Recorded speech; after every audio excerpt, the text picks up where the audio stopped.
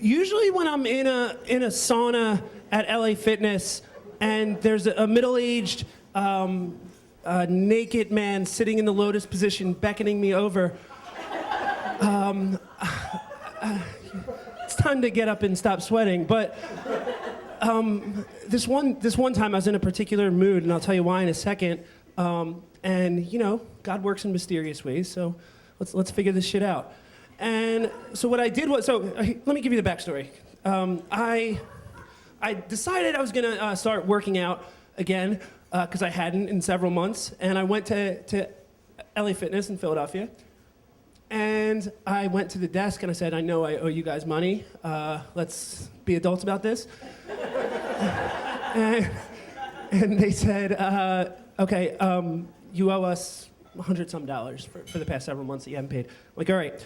So I reached into my wallet and I try to grab out my credit card, and it's not in there.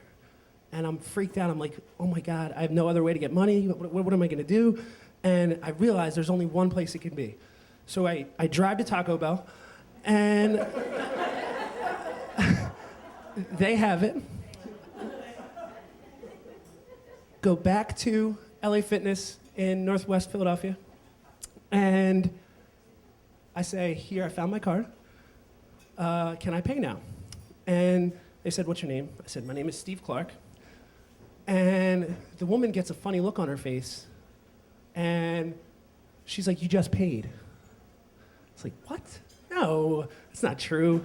And I was like, I wasn't even here. And she's like, well, let me look. And so she looks at her computer, and I look at it, sort of, and I say I saw this name, but it doesn't sound like a real name. So I don't know if it was that or if it was something similar to my name, but there's another gentleman at this club whose name is Steve Clark, okay? And he accidentally paid for me. Okay, they had mistaken my identity for this guy, and I don't know who this guy is, but they're like, we'll work it out, we'll figure out the billing, and we'll just keep your card on file. I'm like, all right, great. So I work out, let me revise that. I get a smoothie.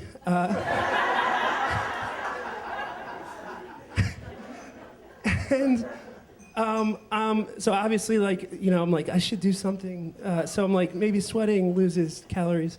So I go to the sauna, and I walk in, and surrounded by all these little pamphlets is this naked, middle-aged man, and he's glowing. In a way, he's beautiful, and he's beckoning me in, and I'm like, all right, my day's been weird already.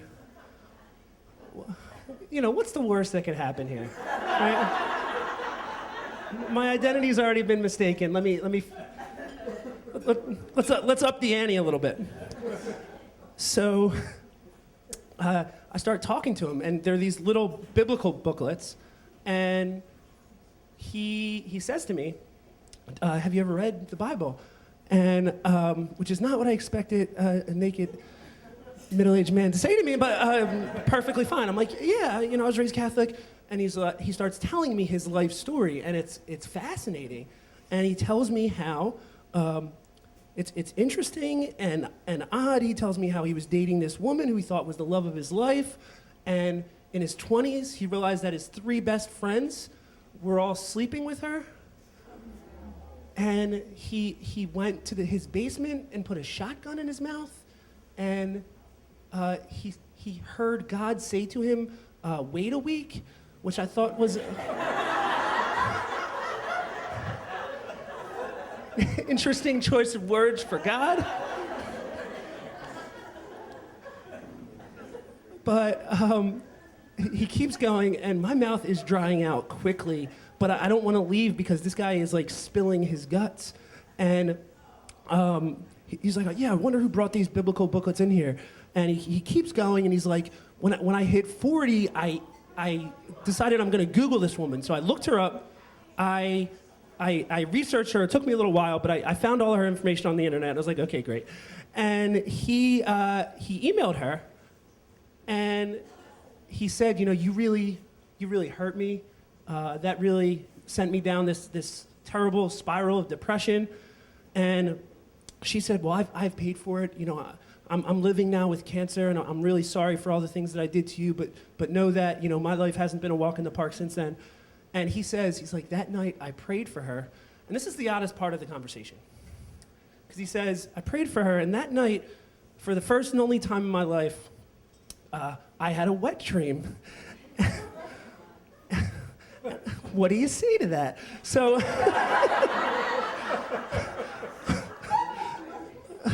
okay, so God is good, I guess. So,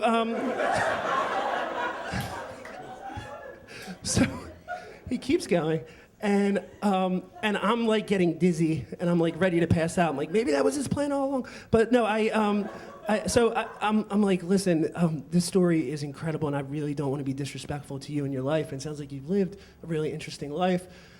This day has been weird as hell, but thank you for sharing it with me. And he stands up and he reaches out his hand to shake mine. I'm like, all right, well, let's go for it. So I did, and he's like, it was me who brought in the biblical booklets. Like it was then that I carried you.